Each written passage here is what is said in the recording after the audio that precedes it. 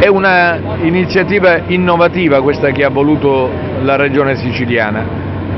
demolire e ricostruire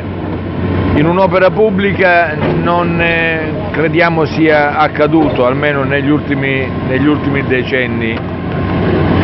e non è la sola opera che demoliamo per ricostruirne una diversa e migliore. A parte l'ex Palazzo delle Poste, che diventerà il secondo Palazzo di Giustizia, abbiamo in programma la demolizione del Santa Marta.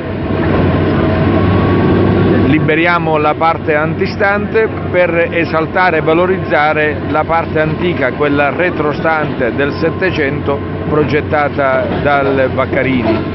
e poi alcune superfettazioni dell'ex ospedale Vittorio Emanuele, che come sapete diventerà un grande polo museale, con un grande museo dedicato innanzitutto al vulcano, all'Etna, e poi musei di scienze naturali e gallerie d'arte. Lavoriamo d'intesa con l'università, con il comune di Catania, perché dobbiamo rivitalizzare quella zona, determinando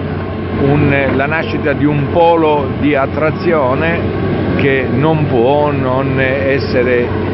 volano di crescita turistica e di riqualificazione di un quartiere che ha bisogno di particolare attenzione.